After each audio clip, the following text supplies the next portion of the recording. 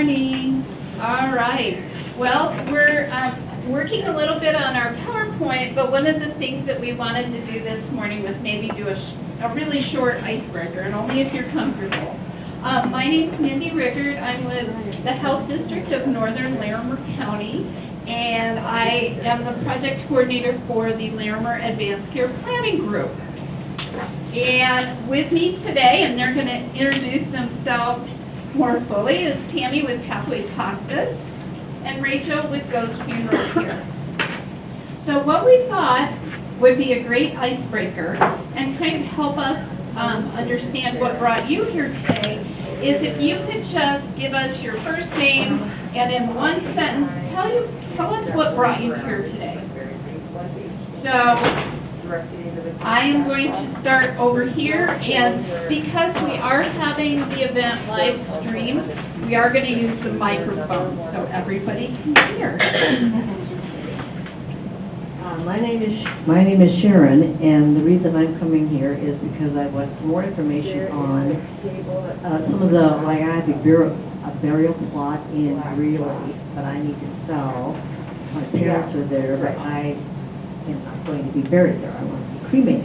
So I have questions about cremation, all these other things. Thank you. Okay, thanks, Sharon.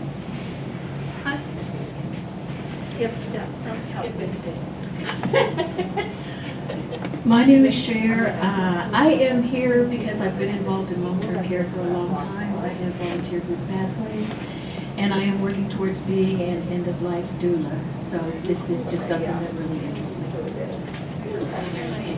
Jackie? Hi, I'm Jackie from Pathways. I came really just to support and to have some education around the topic.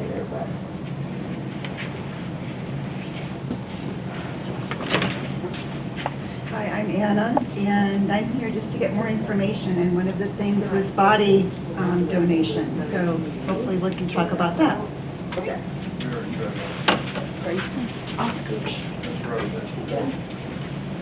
I'm John, and I've come to, as you can see, I'm getting closer to needing to know every day. So to find out about the last things I need to know. I'm Marlis. I prepared for the birth of my children by child care classes and home birth classes, which we did both.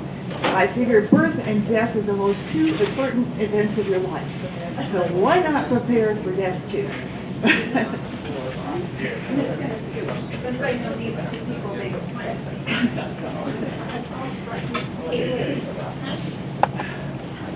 Hi, my name's Taylor, and I work for Charter Hospice, and I came just to gather information to share with my team so we can provide those resources to our clients.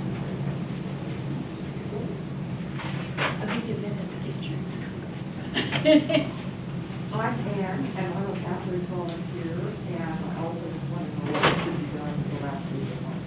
Great. So we're just doing a quick icebreaker. It's your first name and what brought you here today. I'm Polly, and my husband passed away 5 years ago, and I blew it. So I'm here to find out how to do it better. That's a great thing to say. I'm Lanny, and it just sounded like there were a lot of a variety of interesting topics related to funerals that I just wanted to know more about. Lynn?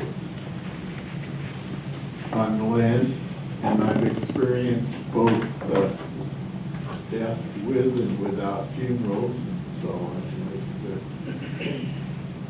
get some perspective.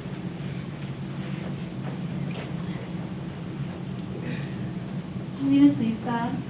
I'm picking up Fort Collins, and I'm a death doula, and I'm wanting to meet who the players are in the community and start to get a feel for who would want services are here or not. Great. Well, welcome. Seth? I'm Margaret. I wanted to learn about green burial and just prepare. I appreciate what Margaret had to say about we prepare for birth, and we've had deaths in our family, and some have been more prepared for than others. Thank you so much. Kelly? I'm Kelly, and I just wanted to know how to end with a funeral because I prepared one for a friend years ago, and I don't know if I did everything right.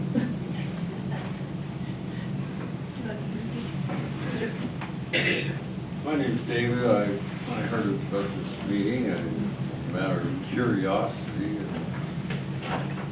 And we all learn more about what. That's perfect, David, thank you. Hi, welcome. We're just going around and introducing ourselves and saying what brought us here today, if you're ready to do that. Okay. Sorry. Oh, you're fine. Hi, my name is Joe, and I'm a volunteer with Pathways. And what brought me here today was just I wanted to be as informed with all of this as I can. Okay, great, thanks, Jill. Give some So with that, we are experiencing just a little bit of technical difficulty. So I'm going to have, Rachel, you're going first. I'm just going to turn this over to Rachel, and she's going to get started. We'll wing it. Yeah, we're going to wing it. We're okay. All right. I always think that you should be able to talk without a PowerPoint, so this is fine. There are some pictures that are on the PowerPoint. You've got Google. We can figure it out. So the very first thing I want to start with, and I know you've all had a little bit of opportunity to talk about why you're here. That helps me to know what you're interested in knowing more about. So thanks for sharing those things. One other thing that I always ask people when we're talking about funerals is, what does a good funeral look like? So I could ask every single one of you, and you're going to have a different answer.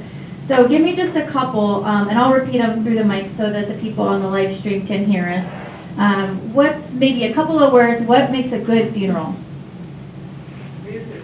Music. Yeah. Memories. Memories. The one you want to have. The funeral you want to have. And the question is, the funeral who wants to have? The person who has died, or the person? Yeah. So that's actually part of it. Yeah. Anybody else? What makes a good funeral? All right. Those are some good answers. I asked some of my coworkers, and we do this for a living, and we still all had different answers, so that was kind of interesting to me. A couple we haven't talked about, something that reflects the person who has died. So not necessarily looking like the last funeral and the one before that and the one before that. Something that teaches us something new about the person. So a lot of times at funeral, we learn something we never knew about mom or dad or sister or friend. So that can be a really interesting thing as well. Has anybody ever been to a bad funeral? I've got a couple of very shy hands. I would argue that the people who walk into our doors and say, I don't want a funeral, typically they've had a bad experience in some way, whether that was a perceived bad experience or an actual bad experience. So we can talk a little bit more about that. One thing I want to also kind of address, so I'm a funeral director. I work for Go's Funeral Care in Fort Collins. We're a local funeral home. My funeral home doesn't necessarily look exactly like the next one. So this is just one perspective on this topic. And I did get a lot of input from my coworkers. A couple of them have worked at other funeral homes, so trying to kind of incorporate some different experiences. I do want to clarify, though, before we get started, we may not cover every single question that people have, so please come and see me after if you have other questions. The main thing that I'm kind of referring to is the difference between what we call disposition versus a service. So this presentation is definitely going to be geared towards funeral services versus disposition. So disposition is what happens to my body after I die. So do I have a cremation take place, or a green burial, or a burial across the country in the family plot? So those are questions that definitely do come up, but it tends to get us into a whole different world of conversations. So definitely come in and chat with me, and that'll be part of our conversation, but certainly not the main topic. Some newer dispositions, definitely water cremation is a newer choice, an option for folks. I always get a question about composting, so that's pretty new as well. The main thing I want to kind of address with disposition is that the final disposition of a person's body does not dictate services. So if you wanted, say, to have a big visitation and a viewing and a service with a casket at the church, but you kind of are leaning towards cremation, we can do both. So just because we choose one type of what we call disposition doesn't mean that our services have to be a certain way. That doesn't dictate what the service looks like. So kind of just something to be aware of. All right. All right, so Tammy has just a little bit of insight on the word funeral. So I'm going to let her just talk to you briefly about that. And then we're going to talk about all the other things that come up when we hear this word funeral. Well, good morning, everyone. Thank you all for braving the very cold weather to be here. And thank you to those people who are not here but have tuned in. So I am Tammy Brennan, and I'm the director of the Grief and Loss program at Pathways. And so my perspective, different than Rachel's, but it's a good combination, I think, to talk about some of the reasons why services are so important in rituals. But before we get into that, talking about the word funeral, which I think if you really take it out of context, it's kind of a sort of a weird formal word. When I think of funeral, to me it elicits a lot of thoughts about formalities, and somebody had said it like what you're supposed to do and not supposed to do. And so hopefully we'll kind of get through that and talk about how that's not in fact the case. But the word funeral, the Greek, which is often where we borrow words from, the Greek definition is to take care of someone. So the idea of this formal word is simply to take care of someone. And that's really what part of the disposition is part of, but it's also taking care of all of those that are left living. And the history of funerals goes back to the beginning of humankind. And certainly not formal. They were acts and processes and ways of honoring that just kind of happened. I mean, back in caves, there's evidence of funerals. And there's even evidence of animals that are in ways that they care for their dead and both grieve and honor the relationship of whoever it was as part of their tribe or their group. So a little bit about funerals, and I'll let Rachel. All right, thanks, Tammy.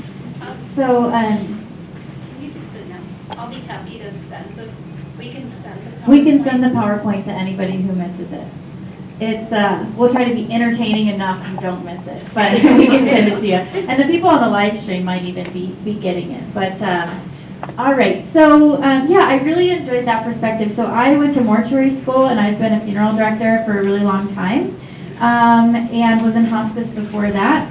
And to be honest, the word funeral has so many meanings. And I think that's true of a lot of words. They tend to change and adapt over time. So we actually see, I would say maybe 1 in 10 of our services actually uses the word funeral. So some other terms that we use, memorial or memorial service. Let's see, celebration of life. Probably a few of you in here have been to a celebration of life. Remembrance. And sometimes open house. Of all things, we say, you know, we're going to have an open house at Mom's house and just have people come and visit. So just because we don't use the word funeral doesn't mean we're not having one. So we're using that term very loosely today to describe any type of ritual or remembrance that we have that honors someone's life. So, you know, one thing I want to talk about with funeral, just one more thing about that word. In some instances, when I went to school, we said if the body is present at the service it's a funeral. If the body is not present at the service, it's a memorial or a service. And that actually really kind of ties in with sort of that formality piece, that word kind of just feels very formal and very solemn. But a service doesn't have to be. With or without the body there, the service doesn't have to be that way. So a few statistics I want to just talk about. How many of you have been to a service or a funeral that was not at a church? All right, most everybody in this room, and that's pretty common nowadays. What's the weirdest place you've ever been to a funeral? Anybody? Anybody ever been to a golf course for a funeral? Yeah. So we've got some interesting options when it comes to services. Lots of different places we could have them. So when I sit across from a family and they say, well, we don't want a service, I say, okay, well, what plans do you have to remember your mom? And they'll say, oh, well, we're all going to get together and we're going to have lunch at her favorite lunch spot, and then we're going to go play golf. Well, that's a service. They just don't know it is. So we always talk about what are ways we're going to remember that person, and we don't have to call it a funeral, but it still is, and it's still important. So a couple of statistics about how funerals have changed. So I can tell you all day what my experience is, but these are actually nationwide statistics. So right now, statistically through the United States, 57.5% of people choose cremation versus burial. So we talked about disposition and services are two different things, but they kind of go hand in hand. And cremation definitely provides you different options when it comes to funeral services versus burial. Burial, we have to have a spot to go. There has to be somewhere for that person to go. 51.5% of people have attended a funeral at a non-traditional location. So we have had services at golf course, was one. We've had a service at Lori State Park. We went out there one day. We've had services at people's homes, especially during the pandemic. We've had several services at people's homes. So there's everywhere is fair game as far as places to have a funeral, and that goes back to reflecting the life of the person. So if a person had specific interests or things that were important to them, we can incorporate that just by the location of where our service is. And then another one is only 47% of people who responded to the survey said that religion was an important piece of the service. So if we look at how funerals have changed, traditionally, funerals were really wrapped into our religion or our faith systems and our faith communities and the traditions in those faith communities. And more as we change the way that we approach religion and spirituality, that means our traditions change as it has to do with funerals. So I think that that's part of it. Another part of it is that we used to grow up generations in the same town. So we had a family plot, we had a family church, we had the reception hall down the way, and then, grandma, and then mom, and then, son or daughter, grandkids. Everyone had the same plan for their funeral because that's just what was done. Well, now we're spread across the country. So I'm planning funerals. We have a funeral today in Denver. Whole family's from Washington. We're going to have a funeral in Denver because that's where mom and dad's plot is. But, we're planning from afar, and it's really hard to do. So instead, we tend to plan close to home, even if that's not where generations of our family grew up. So I would say that those are just a few kind of anecdotal reasons why funerals have changed. But certainly, I know there are others as well. I think we just, like I kind of said earlier, I think sometimes people have had a bad experience, and so they kind of frame their wishes based on that bad experience. So based on that, one question for the group. How many of you, if I asked you to plan for your own funeral, how many of you want your body to be seen? How many want a viewing? Show of hands. All right, I've got maybe 2 out of a whole room. How many of you don't care if there's a viewing? Whoever's left can choose. Okay, so I've got 4. How many of you say, no? All right, the majority of the room. That's actually one of the biggest changes I've seen in funerals, and our owner, Chris, has been around a little bit longer. He's been doing funerals for about 35 years, so it's one of the biggest changes he said that he has seen is that people don't want to be seen. So the question is why? Did you have a bad experience seeing somebody? Anybody have a bad experience seeing somebody? And that's why? Okay, got a couple. I think it's because of Facebook. You can't control it like you can your selfies. Oh. People are so narcissistic. So we have one person that says it's because of Facebook. It's, we don't want to be seen. We're a little more private maybe nowadays. So I would say, honestly, that's a big thing that I've seen change. I don't have good advice on what's right or wrong as it has to do with viewing. Sometimes people ask me, well, am I supposed to? Should I? Is it bad if I don't? There's no right or wrong answer to that question. But it's definitely something that has changed. So that's, I think, another trend toward cremation and celebration of life with a whole bunch of pictures versus having a person's body there. So a few faith traditions that we work within. I think in certain cases, tradition brings comfort. So doing the same thing that you're used to doing brings comfort. So in a few faith traditions, viewing is very, very important. In some, it's not even allowed. So that's another kind of thing to think about when you're making these decisions. So viewing aside, how many people want a service in a church? Anybody? A couple. Okay. Yeah. So a few faith traditions that we work within, we really serve all faiths, and that's what any funeral director should do. And I think that also in the bereavement space, I think faith traditions can be an important part of what brings us comfort. So saying that we've moved away from tradition does not mean that that's a end-all be-all fact. We certainly care for people in the Catholic faith. You have a Catholic Mass, and it looks very similar each time, but that brings people comfort within that faith. In the Jewish faith, it looks very similar every single time, but there are a lot of rituals that go with that. Bathing of the body, sitting with a person's body, burying that person's body naturally in the earth. So these are all very important parts of these faith traditions.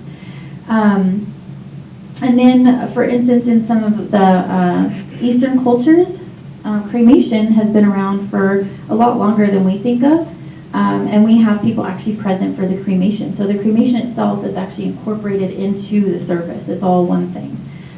So those are just some examples of some actual sort of solid, consistent traditions that we see throughout our service to people.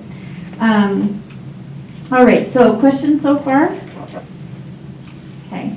All right, so I want to talk a little bit about just some examples of some ways that we can go about services. So really, when we get into a discussion about a funeral, when I sit down with a family, my first question is for them to tell me about their person. So tell me about your sister. Tell me about your husband. What kinds of things was he interested in? What kind of personality did he have? So it's not always, oh, he played golf, so let's have a funeral at a golf course. I mean, we use that as an example because it's kind of a fun, obvious example. But what if that person was very private? So really didn't like to be seen, really didn't like to be in photos, very private person. We might steer towards a really private, quiet type of service for that person. If we had somebody that was a reader, so I had a woman who passed away that just read and read and read and had hundreds of books. We had her service a very non-traditional location. We went to the Drake Center, where you've probably been for meetings and conferences and weddings and all kinds of things. We had a whole bunch of people came, and we did a book drive. So everybody brought a book. Her books kind of started off the book drive, and at the end we were able to donate tons and tons of books to local schools and libraries. And so that was just a huge way to carry on her legacy. And we actually put labels in the front of each book that said that it was in memory of her. So a really neat way to have the service continue on beyond that day. Let's see, and then we have had, let me just look at my notes here to see what the most exciting things to talk about will be. I can't show you the pictures, so I have to make it more exciting with the descriptions. So over the summer, this summer, we had a big celebration of life at Lori State Park. So everybody brought their bikes and their cornhole and kids, and we ran around and played outside. We also sat down together and told stories, passed a mic around, and just had a really good time being outdoors in nature, which was exactly what he wanted. And at the end of that one, actually, this gentleman loved board games, so everybody got to go home with a board game, which was really fun. Again, that kind of carrying, what can people take home, what can people carry home? We used to print a pamphlet for every funeral, and it looked pretty similar for every funeral, and there's nothing wrong with that. But, you take them home and you put them in a scrapbook, or maybe they go in the trash. And now we try to think of what can people bring home that's really going to help them hang on to that person's memory. So I was speaking a little bit earlier about different traditions that bring us comfort. One really unique service I had last year, a person passed away, and he was Jewish, and his wife was Catholic. So those are pretty different as it has to do with funerals, it has to do with how we remember the person. So she had to balance her family. Her kids were kind of half and half. She definitely needed the comfort of that Catholic tradition. And then his family was coming into town very much wanting to make sure that those Jewish traditions were honored. So reached out to a rabbi and reached out to a local Catholic church that we work with fairly often, and we did both. So kind of unique, and I'm going to tell you, not all rabbis or priests would say yes, but we have a pretty wonderful community here.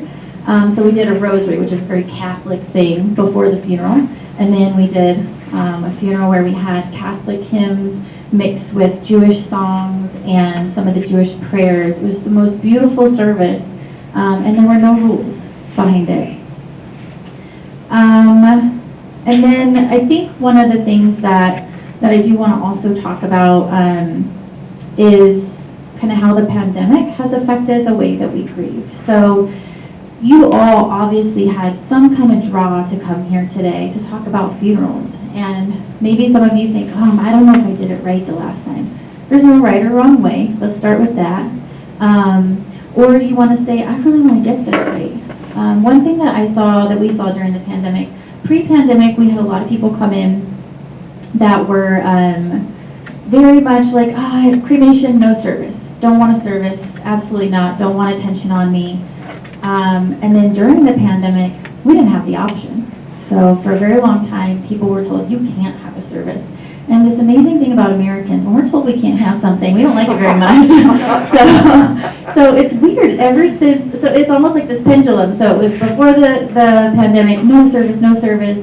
During the pandemic, we're not really allowed to have a service, or it has to be very small. So now we've seen this pendulum swing in the other direction, and we are planning these elaborate services, almost like planning weddings, because people couldn't have it for a time, and so now they're like, we're going to do it up, because we have to make up for the 3 people who we didn't get to have funerals for. So that's completely just observation. I don't know if there's real statistics on that, but I do think that we missed that. We longed for that.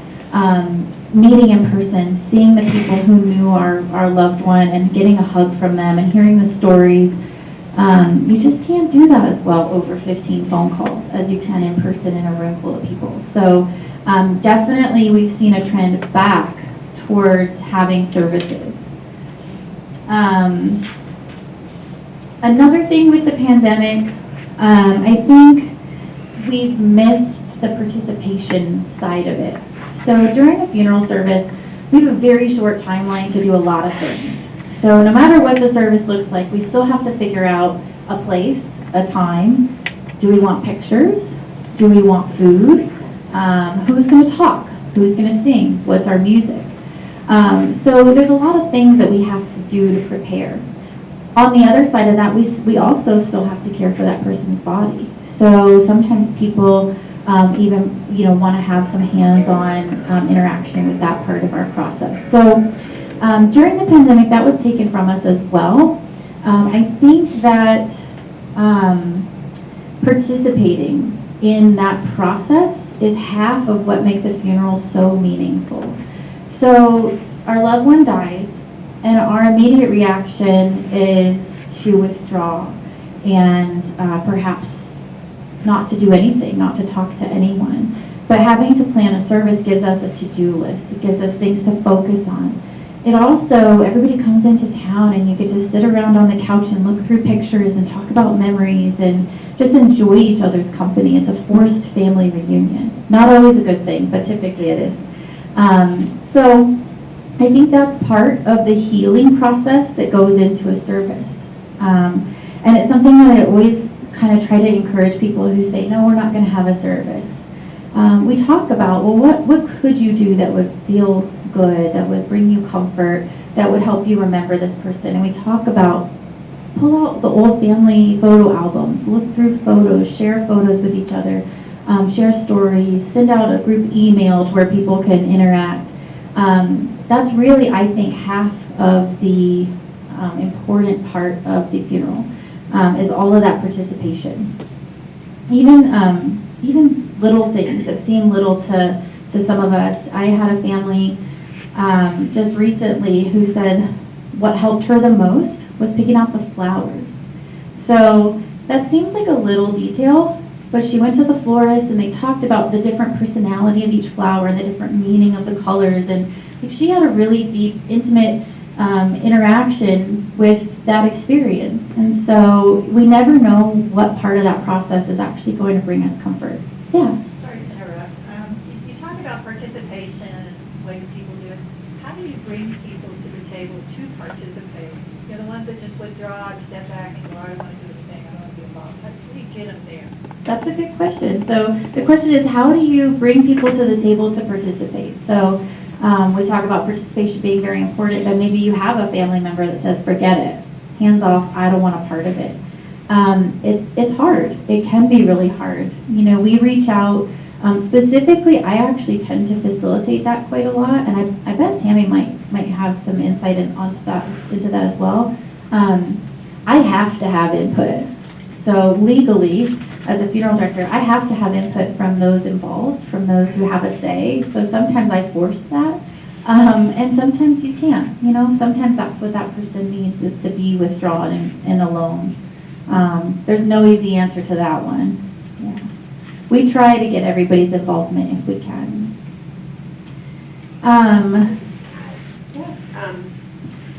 I think there's the planning piece, the formal planning, and then there's also participating at many levels. And so remembering that maybe somebody doesn't want to be a part of that initial planning of like what happens, because not everybody is really good at that or has the headspace after a loss.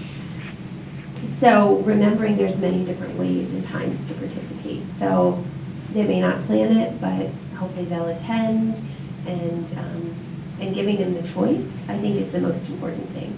Because if they choose not to, then that is their choice. But given the option, at least looking back, you can feel good if it's you doing the planning that you gave them that, that open door, and they also know they have that opportunity. So. Yeah, and I've actually seen that happen before, where maybe leading up to somebody's really just struggling with the whole process, and maybe there's a lot more to it, but then even sometimes the day of the service, we'll have someone that's been pretty withdrawn, maybe jump in and say something at the service, or down the road. Everybody's just different in the way they go about that. And I can't tell you how many times a day I tell people there is no right answer to this question I'm about to ask. Because I have a lot of questions when it comes to caring for a loved one. So I love that the word funeral means care, because our funeral home is called Goes Funeral Care rather than home, because it's about caring. And so when I talk about the care that we provide, I don't necessarily, just because you tell me cremation or burial, That doesn't tell me how I need to care for your loved ones. So I have to gather a lot of information to know exactly how to care for them the best. What are they supposed to be dressed in? How are they supposed to look? How many days are we going to wait before, we decide on a viewing, that kind of thing. And it's important to have answers to those questions, but there's no right answer or wrong answer to those questions. So anybody sitting in here that thinks like, oh, I did it wrong, or I can't believe I didn't have a funeral, did I make the wrong choice? Yeah, so we have some people, and people feel that way. Later down the road, you feel differently. Oh, I should have had a funeral. Oh, we shouldn't have gone to that church. Oh, well, we should have seen Mom. And we can't go back and redo, but I just want to encourage you that that wasn't wrong. It was the right answer at that time for the situation. And that is something that I think a lot of people right now are struggling with. Again, during the pandemic, just not having the option to have it look the way we wanted it to look was definitely a struggle. And so I think a lot of people kind of have that, like, oh, Dad died 2 years ago and we still haven't had a funeral. You can still have one, first of all, but also, even if you don't, that doesn't mean it was the wrong choice. So, certainly I think there's no way for me to stand up here and tell you what's the right way to do it. I think that looking at your value systems, the value systems of the person that you love, is really going to lead you in the right direction. So I know a few of you are here to plan for yourself. And that's really great. That's a really wonderful thing to do for the people who are going to be left. I've heard it said a lot of times funerals are for the living and not for the dead. Yes and no. If you have some things you feel strongly about ahead of time, write it down, talk about it. The one thing I will say about planning for yourself, so pre-planning for yourself, Mindy's going to talk a little bit more about the pre-planning aspect, but don't do it in solitude. Don't do it just by yourself, because you're giving a gift to the people you leave behind. So find out from them what's important to them. So this is a personal story from just my own experience. When my grandmother died, she didn't want to have a viewing, for instance, and my sister has struggled with it ever since. She really feels like that if she had gotten a chance to see her, she would have processed better. That was right for my sister, not for everybody. But have that conversation ahead of time so that your wishes on paper are really going to help those people that are left to move forward in a positive way. So a couple other things I just want to briefly talk about to give you an idea of how creative we can be. And by we, I mean us as a group. So families as part of that process, not just us individually as funeral directors. When I sit down with people, I ask a lot of questions. So I have people come up with new ideas all the time. So specifically during the last 2 years, we've had to get very creative. And what's so neat about it is that we've actually been able to do some things that I think we never would have even thought of before that have been just brilliant. So we've had a couple of virtual services. So everybody's got strong feelings about that. There are good things and bad things. But what I will say is one of the most memorable services I had is a gentleman who was a water resources manager. He did a lot of advocating for people who were in places where they didn't have access to water, which means he traveled to all of these very impoverished, far away places. So he worked in India, he worked in South Africa, he worked all over the globe. So he has very close friends everywhere. So when we sat down to have a service, we kind of had the technology in place to say, well, we could probably have everybody come and even participate in the service from wherever they are. So we're sitting there pulling out our time zone map of like, what time of day can we have this service where everybody can attend? So we had people, some of them were attending at 7 a.m. and some of them were attending at midnight their time. And we were kind of in between. We almost had an 11 p.m. here service, but we decided against it. But we did. We had people attending from India, South Africa, the United Kingdom, where else? A couple Philippines, a couple other locations, and it was so neat. Pre-pandemic, that never would have occurred to us. We wouldn't have done it. We wouldn't have had the technology to do it. So while it's been hard, I think that was one of the most really neat and positive experiences we had with the service. And then after the service, we let the family jump on Zoom with everybody, and we had a reception, is what we called it. And people just got to talk and have conversation for 2 hours afterwards, just like you would in person. Only thing missing was the hugs, which is a bummer, but you know, we did IOUs for those. So anyway, it's been an interesting kind of change and shift, and I'm interested to see what comes of it. But I certainly think that you know, a lot of times we lean towards not having a service, but I would just encourage you to think, rather than I don't want a service, think, what type of service? What do I want my service to look like? What could it look like? And then talk about it. Just brainstorm some ideas. So, all right, that's all I have, I think. I'm going to pass it over to Tammy. Any questions before we pass it on? All right, go ahead. How do you work with conflicts within a family over, I want this, and it is in direct opposition to? Could you repeat? Yeah, I can repeat it. It's okay. So the question is, how do we work with conflict within a family when one person wants one thing and another person wants another thing? That's a great question. So my best advice, I've never had this get to the point of just abandoning everything and just saying, never mind, we're going to do nothing. So I will say most of the time we're able to compromise. And what we typically, the way that we approach that is we try to ask, why do you want that? So we sit everybody down in a room together, and when two people want different things, we ask them why. So what about this desire you have? What about it is important to you? And we try to get to the root of why this is important to each person and find common ground. So sometimes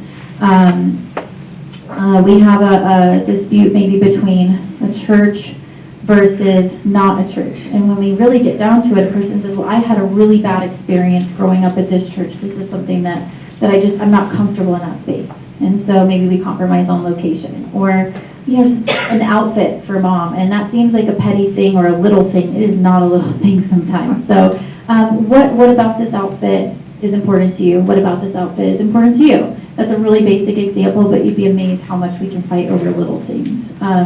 So we try to find common ground. And then a lot of times we have maybe not disagreements, but there's 6 kids and they all have different ideas. We call that funeral by committee, and it is hard. but we get it done. You know, we just try to get as much input from everybody as we can and all come to the table. Death is hard, and it brings out the best and it brings out the worst, and it does often bring out conflict. And only once or twice have I brought in a professional mediator. Typically, we're able to figure it out.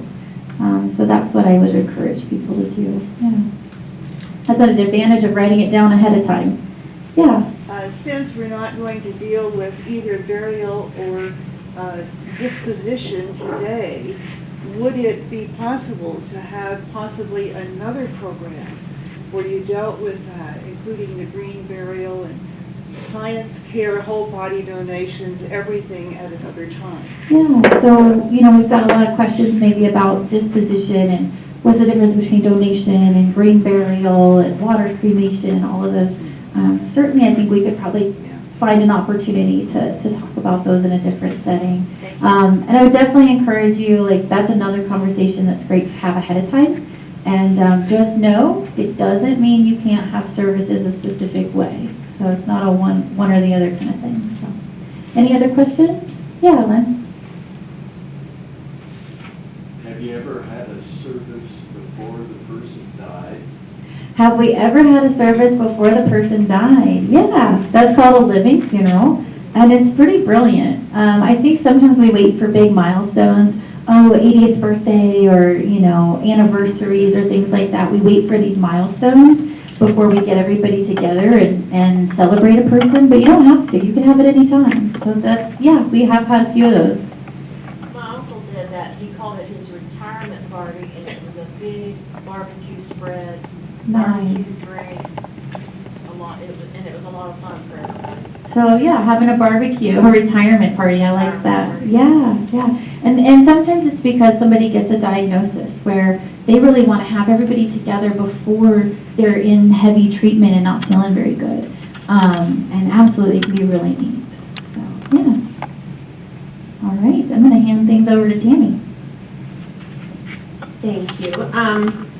So I'm going to shift our talking just a little bit around the funeral aspect of things and talk more about funerals as rituals. And also talk about this timing piece, because that seems to be like a really big part of when I think people get caught up into what they do. Was it right? Was it the right timing? And to begin with, I think one of the problems maybe that we have as a culture is that we think that after somebody dies that it's this big, it's an event. And a lot of what we've talked about is like putting on an event. It's a funeral, it's a memorial, it's a celebration, whatever you call it. But what we know about loss and grief is that it is not an event. The grief that we experience after we lose somebody is a long process. It's a lifelong process. And so I want to remind everybody that just like we talked about doing a service or something before somebody dies, there's no timeline for remembering and honoring and having a ritual at any point in time. And I think COVID has really probably taught us that very well, because we were not able to do things. And to Rachel's point, I think some families are trying to make up for that time. And I have encouraged many families to go ahead and do something now, even if the death occurred 2 years ago. So that opportunity and the need to remember never goes away. And I think we can get really caught up in, I shouldn't have done it that way, or I should do it differently, instead of thinking, well, is there another opportunity that I can do that again? We have many things in our lives as far as like special days and anniversaries, and those are opportunities, a birthday, an anniversary date, and there's nothing that says that you can't gather people again and do something in some different way. And that also provides opportunities maybe for people who, right after a death, I often think it's such a, cruel is maybe a strong word, but it's such a difficult thing. You're probably at one of the worst points in your life, and you're having to plan something that's so important and one of the most important things. So it's really hard. I think that's why we get families and people that come together and they're not at their best. Everybody's grieving around the table who's trying to plan this very important day. And again, we can get so caught up in that, we forget that there are other ways and other opportunities. So putting that out there. So the other thing I want to talk about with regard to ritual is that rituals are, they too, as we look back at funerals, have been around since the beginning of time. And rituals are not just kind of fun, nice things that we get to do.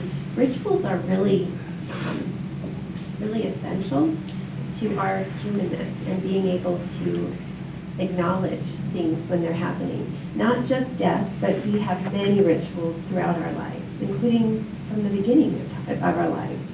There are rituals at birth, and all through our lives we celebrate birthdays, we celebrate anniversaries, we celebrate so many things with a ritual. And so death and after death are no different. So being able to acknowledge how important that is, and not to continue to go back to COVID, but to talk about how we really were unable to do that. And I think we adapted. People did the best they could, but I don't see in my work that that now it's like, okay, that's done and we're moving forward. I see a lot of people that are still holding on to some of the what ifs and I wish I could have. And I work with them a lot to say, well, let's figure that out. It's not wrong to go back and to get to do what you didn't over the past few years. So I really can't stress that enough and how important that is. The other thing is this idea of formal, which we've talked a lot about the formal ways, working with a funeral care, a funeral home, but there's a lot of informal ways, probably ways we don't even consider to be maybe as important or even a ritual in the same way. So as a grief counselor, we know that having a service or doing something to acknowledge the loss really does help in the grief process. So while a service or a funeral or memorial isn't all about people who are left behind, it is a very substantial part for them and how they cope and how they grieve. So I think we have to find a balance. It's both. It's both and. It's not one or the other. And so that's sometimes where we can blend what we knew somebody wanted with what we know people now need. It's also a way of blending old traditions with new ideas, and that all of that's okay. And I think it's great that Rachel has spoken to that, because we see that happening. I think maybe this is one of the good outcomes of COVID, is that we've given ourselves more permission to do things a little bit differently, and we haven't stuck to, like, no, it has to be this way. So that can be a gift in just giving us all the freedom and movement to do those things a little bit differently. So informally, and I want to bring some attention to that, there are so many ways, and sometimes we don't get the formal opportunities for whatever reason. Circumstances can sometimes make it difficult. Maybe you're somebody who lived far away and you weren't even able to participate in a funeral or service. But again, there are ways that we can do that on our own. So simple examples that I do a lot in my work is helping people write a goodbye letter. That in and of itself is a ritual. Then what you do with that letter can be something that you consider either personally or doing with a group.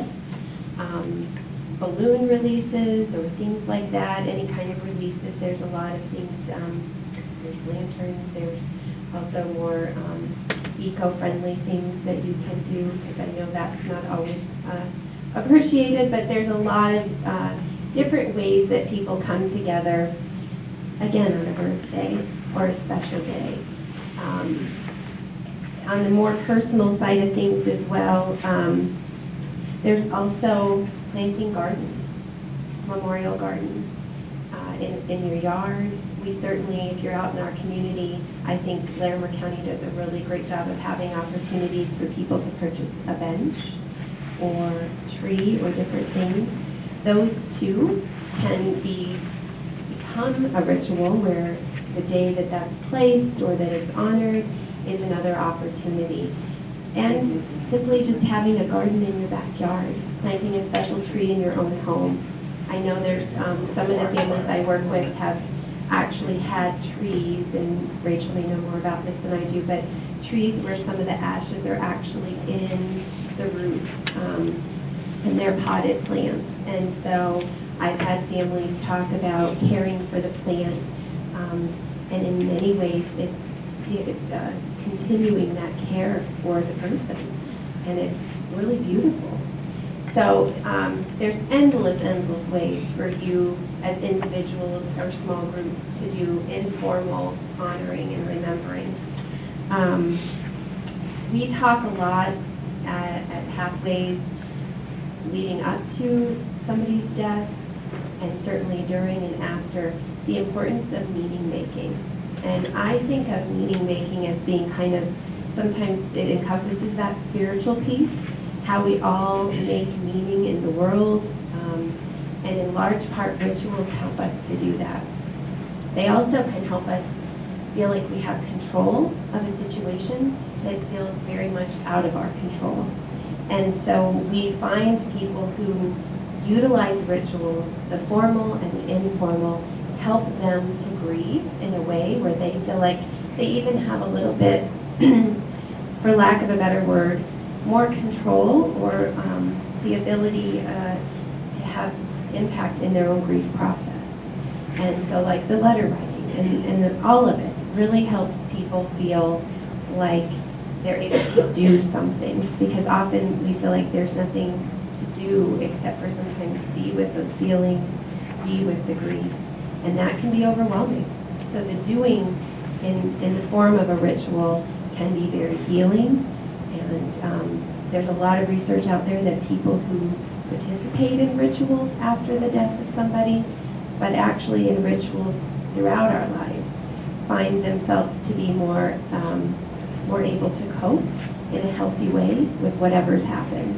So doing them right after a loss is certainly important, but not forgetting that when we're honoring people and remembering, we can do that throughout our lifetime.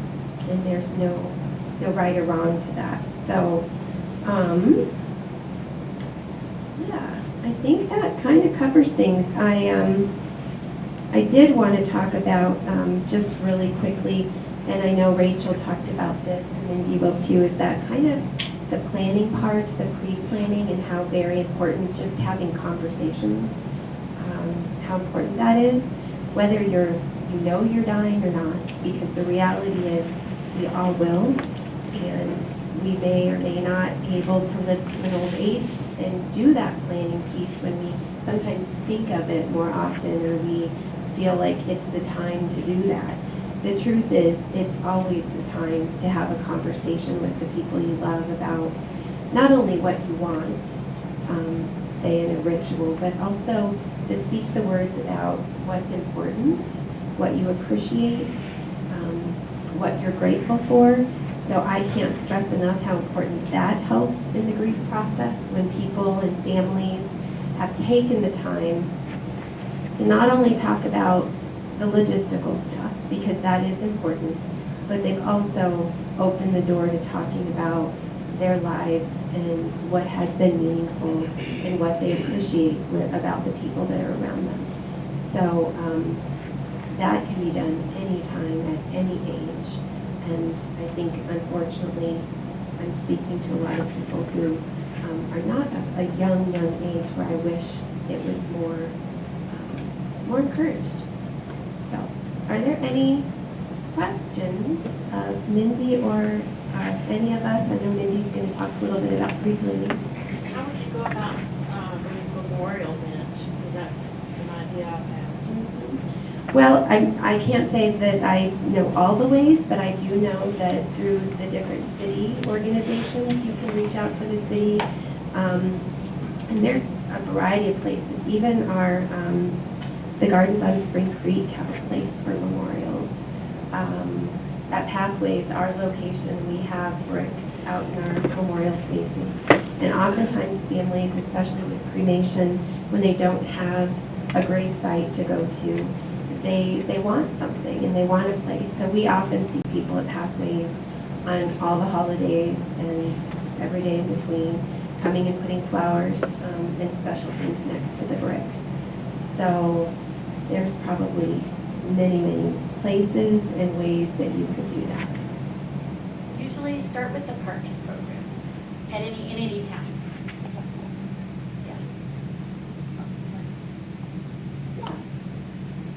Up until now, I've only been familiar with hospice as a journey to death, and that hospice dropped out of the picture completely once they turned the body over to the mortuary, whatever. So is this now, you can handle it forever? Well, maybe for quite a long time, and we certainly don't handle it all. So I think your question was just kind of, what does hospice do other than help somebody die, which is definitely the primary role that hospice plays, is working with patients and families to help them in that process.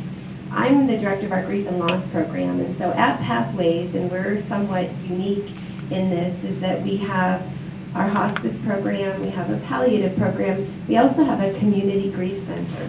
So the work that we do after a patient dies is really as long as a family would need us. We don't do the funeral and the service. We look to people like Rachel to hand that off to, but we work together in the long-term process of grief. And so, yes, so the counseling, the support groups, when I say my work, I'm sitting down with families and I'm sitting down with individuals sometimes before a death happens, but oftentimes soon after to talk about these things. Like, you know, what do they have planned, or if they haven't planned anything, considering doing something, you know, still, that there is not a time that has passed and you can no longer do something. So. Are your grief and loss programs available to those who have used the hospice services, or is it? Yeah, so at Pathways, our grief and loss program is a community grief center. So our counselors, and there are 12 of us, provide support to anybody in the community of Northern Colorado that have had a loss. We also provide counseling for people who have serious illness, and those, not the same as our hospice patients, but people who have a new diagnosis, who are just dealing with a really complicated, serious illness. And so, no, we will see anybody in counseling in our support groups. Well, back when somebody was talking about benches and that, there's a department on campus as well that you can go through to do memorials on campus. At CSU. Yeah, I think that, yeah, there's so many places where there are memorial spaces, I guess, and depending on the person, you know, That's just another one. there's just more options. Yeah, thank you. Is it okay if I jump in for a second? I have one other just additional point that I was speaking to Mindy about the other day that Tammy kind of reminded me of as well. We do have to be compassionate with one another when maybe a family doesn't have a service. So you have someone in your circle, in your world that dies, and the family doesn't have a service. And I get this question a lot. Somebody calls and says, my friend died, when's the service? And I say, well, at this time we're not going to have one. It could be somebody in the family has a diagnosis that they're fighting an illness themselves, or they can't travel in, or they're doing something privately. There are dozens of reasons why not having a big public service is the right choice. And so I would encourage us to have compassion for families when they're not up to planning something like that that's public.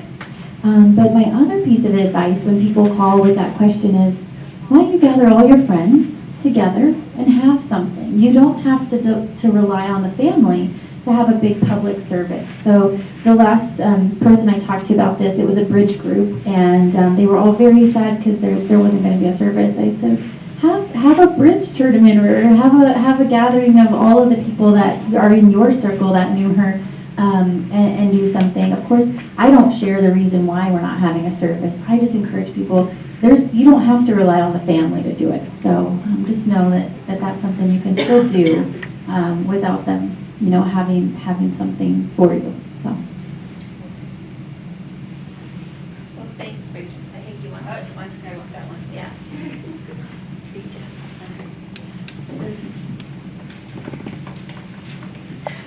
There's not a lot of battery life in the other one. Well, I'm just going to talk for a couple minutes about what I do and how important it is to, number one, have the conversations. I think you heard that a lot from both Tammy and Rachel about how important conversations are. And I love the way Marla's brought this up at the very beginning and said, death is part of life. We plan for births, we plan for all sorts of things, and sometimes we don't plan for the very end of life. I have a slide that I normally show that says that 100% of human beings are going to die. The mortality rate is holding steady at 100%. It hasn't changed. And so it's very important for us to think about these things. Now, I help people with their medical directives. So I help people with their medical durable power of attorneys and their living wills and all of those things. But I also have a form that I deal with a lot, and it's called disposition of last remains. And I want to leave a few minutes so that if there are specific questions that Rachel can answer those, because I know people are really interested in disposition. And I can tell you that that form is a very powerful form. The very first time I did it was with a dear friend of mine who was passing away, and she had a very serious illness. And she had 3 children. And I had been roommates with one of her daughters. And so I knew the family really, really well. And we sat down and we were going through all of our documents to make sure that everything was in place. And I said to her, I said, have you thought about your service? Because I knew that her husband's ashes, when he died a couple years before, they took him up in an airplane and they spread him over their farm. And then they had a big party, which is exactly what Bob would have wanted. And they just had a great time. And I said, that was just such an awesome service. What have you thought about for yourself? And she said, well, I know exactly. I want my service to be at the church. And this is what I want done with my body. These are the flowers that I want. And I said, do all your kids know that? She said, oh no, just one. And I said, let's get that written down, because I knew the other 2 kids, and I knew that there would probably end up being a bit of an issue. And so by pre-planning, she actually had a document in place that even we did it all the way down to what songs she wanted played and what songs she wanted read. So I think that's a really valuable tool. And with what I do with advanced care planning, it's all about having those conversations ahead of time. Occasionally, I have actually added I just did this not very long ago, added an addendum to a living will. And a gentleman put in there some very specific medical treatment he would not want at the end of life. And then the second paragraph, he wrote out that he wanted to be cremated, and he wanted to go to this very specific bar in this very specific town with his friends, and he had a very specific playlist of Grateful Dead music that he wanted to play, and very specific whiskey that he wanted them to drink. So he had written all of that out because it was important to him. Now it's part of his electronic medical record. Nothing wrong with that. But it's a way of the folks that he leaves behind know exactly. And I think that when we talked about having this presentation, it was kind of an offshoot from one we did last fall about death happens. What do you do when someone dies unexpectedly? And we thought, wow, we really need to talk about funerals and rituals and celebrations of life, because people are curious about that. It is another kind of side effect of the pandemic, so to speak. But we are curious and we want to know what different processes there are. But I can just leave everybody with the importance of pre-planning. And I know that was really important in my own family, and it does take a lot of the stress off. And it doesn't matter how it looks. It can be a family reunion at Fort Robinson State Park, Nebraska. It can be a celebration of life via Zoom. I mean, that's one of the great things. Who would have thought of that? So I just encourage everyone to do that pre-planning. At least talk about what you want. Don't have to guess what would be the best thing. And if you don't want a service, that's okay. Practice kind of compassion and kindness. And that has happened, and you need to get creative sometimes with how you have your own celebration in remembrance of that person. person. So with that, we've got about 20 minutes for questions. So I know that there's some questions out there related to this position and probably mourning, and I will be your person that is Vanna White.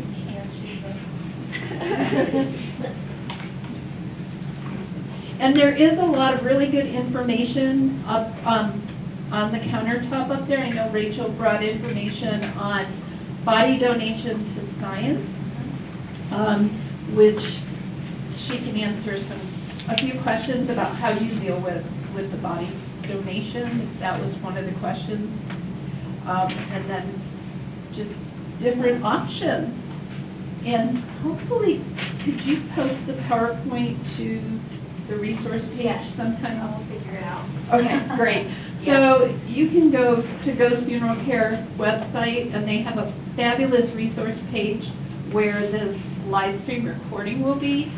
But hopefully in the next day or so, we can get a copy of the PowerPoint onto there, and you'll be able to look at that. And we do apologize for them not having the ability to do PowerPoint today. So I'm going to turn. Okay, questions? Go. I'm looking at Marla's. Yes, I will ask about the various places for whole body donations and ones that will accept the body that dies if you are out of state, out of Colorado at the time. Possibly the one that's easiest to work with, the smoothest. So the question is about body donation. So there's a lot of different types of body donation. Whole body donation tends to be the folks that picture themselves being in an anatomy lab and being, I know that's kind of gruesome, but for a lot of us scientifically minded folks, it's a way to give back. So whole body donation is kind of difficult to do if you die out of state. Typically it's with your local university. So our whole body donation center is actually at Anschutz, and it's for University of Colorado Health. And there's one in Utah. So that is something that, honestly, going back to what Mindy said about planning ahead, if you're planning any kind of body donation, I would 100% encourage you to fill out the paperwork ahead and talk about those questions, because it's going to depend on who you choose to go through, what their flexibility is. Maybe they have a sister school in another state. If like you spend 6 months in Arizona, maybe you can have kind of a plan for if your passing were to happen there. So I would say plan ahead is my best advice for that, and ask those questions so that you have kind of a plan if it doesn't happen the way you envision. There are non-university whole body donation places. I would encourage you to call them ahead and say, what do you use a person's body for? Because we use a person's body for all kinds of things. Not me, but the donation organizations, crash testing, ballistics testing, kind of can get kind of weird. And so you might just want to call ahead and see what you use the donations for. So. Any other questions? When we talk about pre-planning, Mindy was talking about pre-planning a little bit. I think it can be kind of interesting too to pre-plan the things that are super important to you and then leave some things open. Music is the #1 thing that people like to do ahead of time. It sounds crazy, but people love to pick their songs ahead of time. But this last week I had a gal, she was planning a funeral for her husband who had passed away. And he had certain things that he wanted, and so she sort of put her own spin on every single thing he wanted, which I know. So he wanted a certain type of outfit, and she kind of put her own spin by putting a perfect tie that she liked, but he didn't really like. And then he will always wear glasses, and she picked the glasses she liked, but not the glasses he liked. So, it was kind of this fun, mashup between his wishes that he had put into place and then some things that brought her kind of joy and comfort and reminded her of him. So we had a lot of fun actually planning those things, and she was able to laugh amongst the tears. So, yeah. Other questions? Yeah. Speak a little bit to the financial range So the question is, what's the financial range for funerals? It depends on who you're working with, I think, and how you go into it. So, you know, just like we were talking about, we plan for a lot of things in our lives. It's really good to be an informed consumer when it comes to funeral services. Go in and talk about money. Talk about your budget. Talk about these things with the funeral director. My job is to plan a funeral and, of course, care for the person's body, but also to keep you within a budget. I always tell people you shouldn't look back at this and all you remember is the price tag. That just makes my heart hurt. So we try to compromise about pricing and about, well, what are some things we can adjust down? For instance, the cost of a casket. I don't have a lot of control over that, but we could pick a less expensive casket so that we can get fancier flowers. Or maybe you're planning to have a barbecue at home for your service. I don't have to have my staff there, so it's going to save you a little bit of money if my staff isn't there. I can help you all the way up to the day of. So price range, I mean, you can do it anywhere from, I mean, I don't even know how to give you a price range because we also have, within a service, we also have disposition of a person's body. But typically cremation across the country, you're going to see in big cities, sometimes as inexpensive as about $800 at like a chain or a place where you never actually see a funeral director face to face. You just fill everything out online. A little bit scary, but you can do it for about like $800 sometimes is as cheap as I've seen. And that's no service, that's cremation only.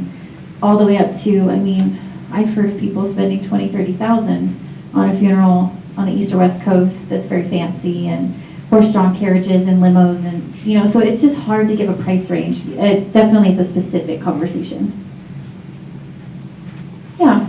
What about prepayment on funerals? Like I know we have paid the home that my dad is going to use ahead of time. Does that change if you prepaid, or is the home will do what you have said, even if this is 10 or 15 years down the road, where obviously prices might have changed? That's a good question. So if you prepay for your funeral services, what if prices go up over time? Most funeral homes are going to guarantee their pricing for those services you've selected, no matter how far in the future. If those services change, so if you planned for something like a simple cremation and then the services change to be a lot more involved, that's going to affect it. But if you stick to the plan, it's covered. And then we just kind of charge piece by piece for anything that gets added. So try to keep things reasonable for sure. Since there are green burials and water burials, different kinds of things than we traditionally had now, could you speak to that a moment? Yeah, so the question is, you know, what are some kind of newer things that people maybe are not as familiar with as far as disposition? So used to be, we would say cremation or burial or body donation sometimes. And now there are a few more options. Within burial, for instance, we have a burial option of, you know, we can go embalmed in a casket and a vault and all kinds of things. Or we can go green burial, which is a bit more natural. Maybe you're buried in just a shroud. We also have water cremation available now. So that's a newer, well, it's not as new as people think. The Mayo Clinic's actually been doing it for almost 30 years for folks who were donated. But it's newer for funeral homes to be able to offer it. And that is same end result. You get ashes back, just like with regular kind of traditional flame cremation. We use water to kind of accomplish that same end result. So when our bodies go into the soil, our tissues decompose. We do that same thing. We just speed it up quite a lot using water and those same components in the soil that make it have a basic pH. Breaks down the tissues, and then ashes are returned to the family. So that's going to be, there's a place in Denver that provides water cremation, and then we'll have that as an option by the end of the year, so maybe sooner. How long does it take? 8 hours is usually what it takes. Whereas a traditional flame cremation is about 3. So it's a little bit longer, but not too bad. Yeah. And composting is a big new one. State of Colorado just legalized it. I'm going to be honest, I don't know a lot about the scientific side of it. I know it's very space intensive for like a funeral home to provide composting. It's 30 days versus 8 hours. And so we don't have the space at our funeral home, but I know the place in Seattle that started composting, they're actually looking to install a facility in Denver in the next year or two. So exciting stuff. All right, any questions for Tammy or Cindy? Yeah. This is a pretty specific question. Have you heard of people having ashes interred in a coffin with someone else? So good question. Question is, can you have ashes interred in a casket with someone else? Yes. And depending on the cemetery, they are going to charge you extra to have 2 people being buried versus 1. So I'm going to be honest, I've had maybe some ashes of maybe some pets, maybe in a casket, maybe buried in the cemetery without maybe mentioning it. So yeah, exactly. So it happens. Other questions? Yeah, maybe. Typically, if there's a person there, we want to record it somewhere, so we pay the extra money. So, any other questions? Now we know how you get your smiles when you work for funeral care. Yeah, we have to have a sense of humor about these things, and I'm sure, you know, during pre-planning and grief and loss, it's a part of life, and we laugh and cry and all those things. Yeah. What's happened to the tradition of going back to cemeteries? How does that help people to have a physical place to go back to versus no tangible place? That's a good question. So the question is, what's kind of the implication of, or what's the significance of visiting a place? So a cemetery or a location. Tammy actually might have a little more insight into this. I know for a lot of families that we see, it's very important for them to have a place to go. So we can actually like engrave someone's name at the cemetery without burying them there, or find another space. But Tammy probably knows a little bit more about how that affects long-term, kind of what that effect is on people. I'd say, you know, in the little bit of research that's out there, that there's not really evidence that having a place per se, but it kind of goes back again to just a ritual and whatever that looks like. And I think as time has gone on, we've expanded what is okay. There was a time, I think, where very much it was, you know, cemetery, gravesite, and with the evolution of that, I think it gives people so many different ways to do that again. I think about pathways in our memorial gardens, and so it doesn't have to be a public place. It can also be really private. I think obviously with cremation, people oftentimes can be very creative with that, where, you know, family members each have a pendant or they have a small urn. So I think whatever it is, it's very individual, and just like grief is, there's no one right way for that to look. One thing about having a space at a cemetery, there is a record-keeping component to that. So if anyone's into genealogy or family trees, so yesterday we were trying to find the spelling of someone's father's name for the death certificate. And we get online and we try and find records at a cemetery or Ancestry.com. We're trying to track people down, and so there is that component to it. So it goes back to there's not being necessarily a right answer. It's not just about a place to visit either. It can be sometimes long-term, that record is there forever if you're reporting someone's place at a cemetery. So that's just one other kind of component if that was something that's important to you, to have a historical record. I guess that brings up, like, in present time, how will people 100 years from now go back and try to trace a person's history?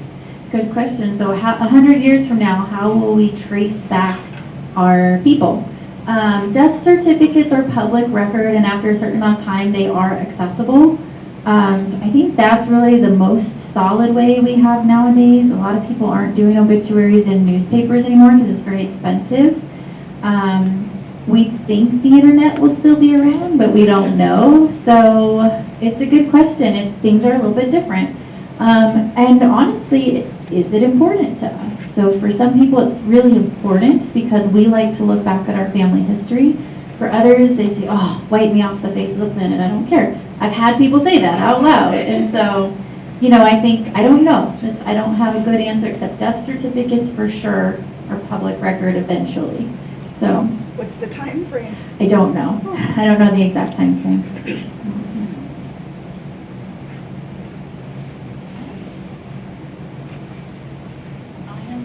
So you're saying that with a death certificate, it's not a public record So immediately? death certificates are not immediately accessible to the public, just to family.